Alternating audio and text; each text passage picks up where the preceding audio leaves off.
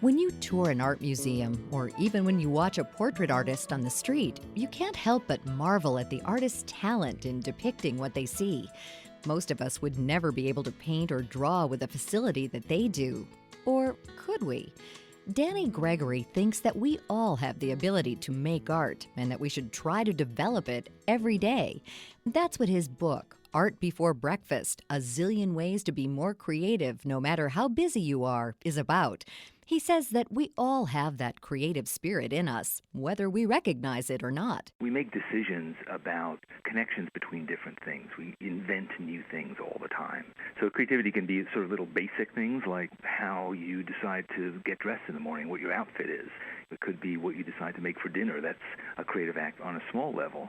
But ultimately, creativity is about creating new things. That's what the word means. And a lot of it is about forming connections between disparate things, looking at different stimuli, different inspiration, and making connections to create a new thing.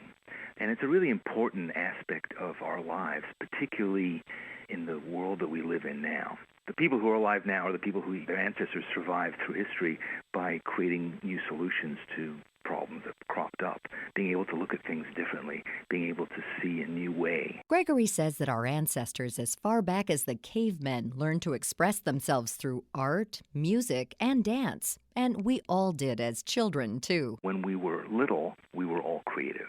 Right? Everybody who was once 3 or 4 or 5 years old drew with crayons, made up songs, danced, put on little plays, invented characters, dressed up. All the things that we now associate with kind of professional artists as adults are things we all did as kids. But at some point we stopped doing that, and we weren't necessarily even encouraged to do it.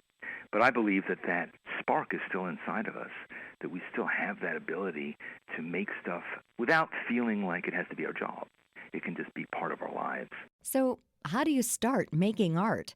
We're all busy these days, but Gregory says that if you just set aside a little time, say at breakfast, you are well on your way to becoming more artistic and creative. Getting up early in the morning and starting your day creatively is healthy also. That's a task I set for myself a few years ago. I said, I'm so busy. I have a career, I have a family, I've got a million things to do. When am I going to actually integrate this stuff into my life? So what I did is I just set the alarm 20 minutes, half an hour earlier. And I got up, and that was my time. In fact, I wrote a little book about it called Me Time, which is all about the fact that you could take that half an hour every day, and you won't miss it, but you can dedicate it to yourself. And you can use that time to do something creative. You could write a poem, you could do a drawing of your breakfast, you could whistle a tune, whatever it is.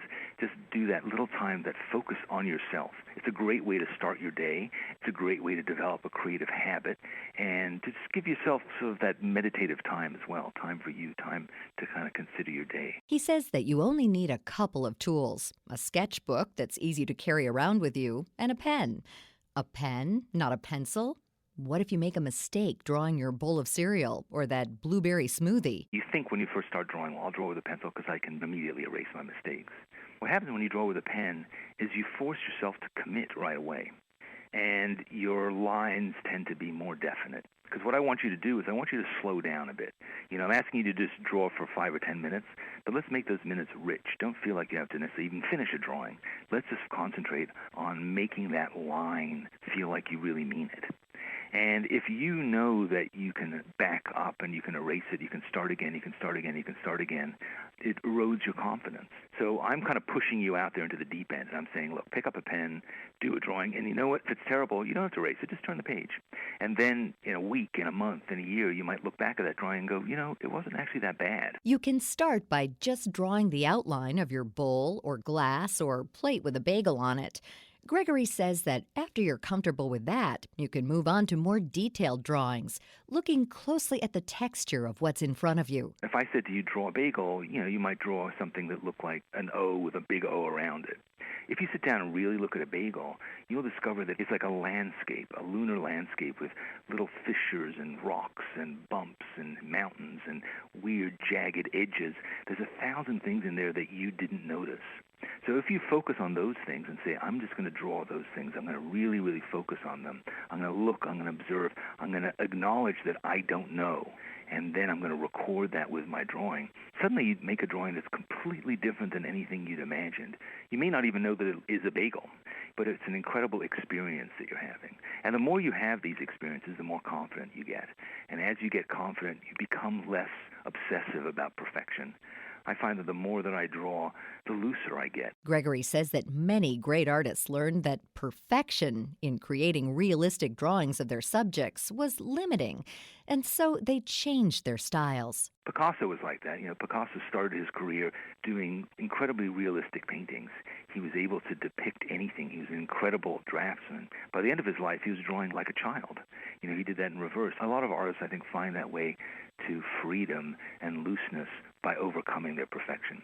It's also a good opportunity to look at your own need for perfection beyond just this drawing exercise. Do you need to be so controlled about everything? Can you let yourself go? Can you acknowledge that this isn't a huge sacrifice? It's not a huge commitment. It's a piece of paper and a pen. So let yourself go and just try it. If it doesn't work out well, then try it again the next day.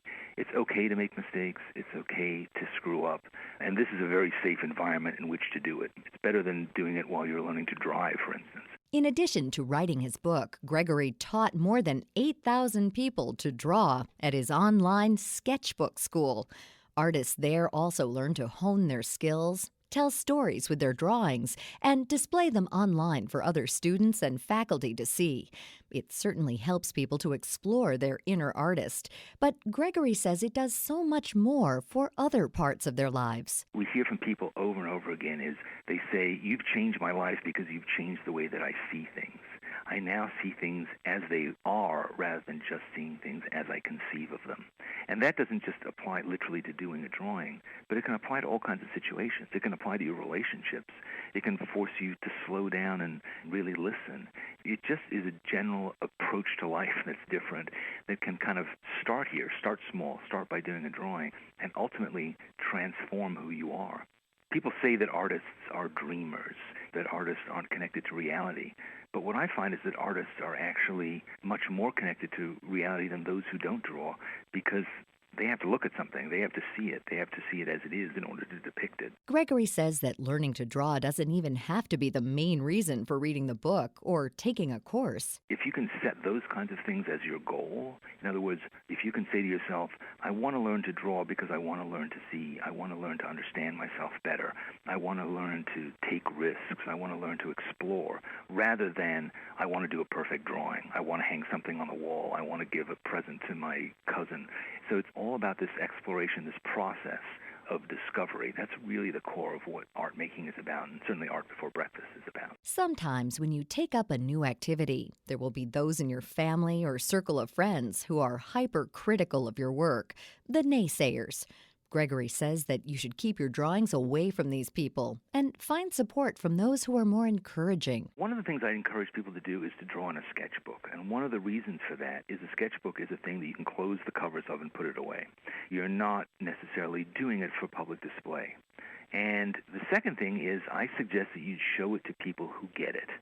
So you may live in a town where there's nobody else who draws. You may live in a family where nobody else draws. Don't show it to them. Don't start there. Start by getting support from people. And fortunately, online, there's a lot of opportunities for community, for people who can say, I understand what you're doing, I see what you've accomplished, I love your spirit, and keep going. I want to see what you're going to do next. So you can find those supportive people, and I think it's really important to protect yourself, to protect what you're doing from those kind of comments that could derail you right from the get-go. Gregory says that even if you don't think you can draw now, you should try it and see how you do over a few months.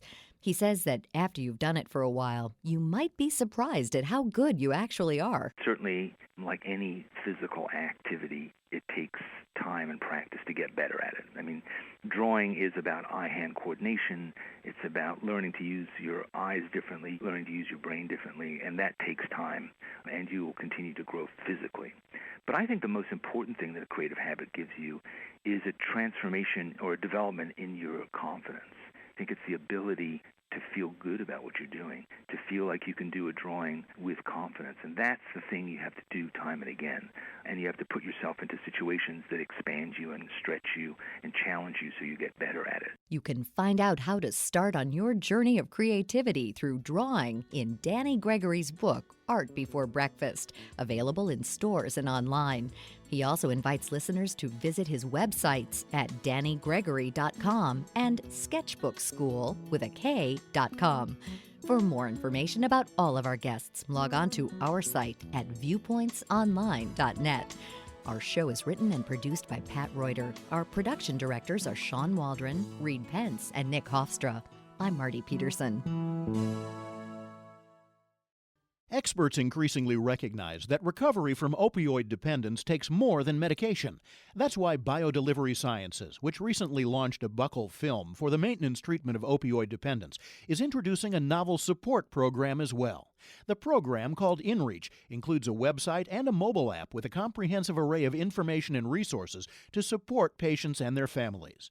Dr. Mark Sergo is CEO at BDSI. By using mobile technology, InReach can provide a resource that is accessible at all times, which is important for those who are fighting addiction or may be at risk for relapse.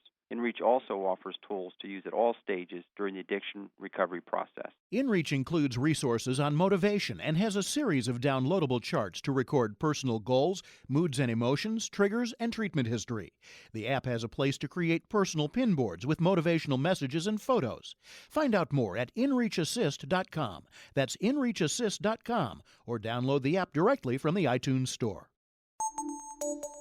When the leading antihistamine and Nasacort go nose-to-nose, Nasacort wins, stopping more of the chemical responses that can cause your nasal allergy symptoms. And when you stop more causes, you get 24-hour relief from sneezing, an itchy runny nose, even congestion. It's prescription-strength medicine available over the counter. Nasacort Allergy 24-Hour. Stops more of what makes you miserable. Use as directed.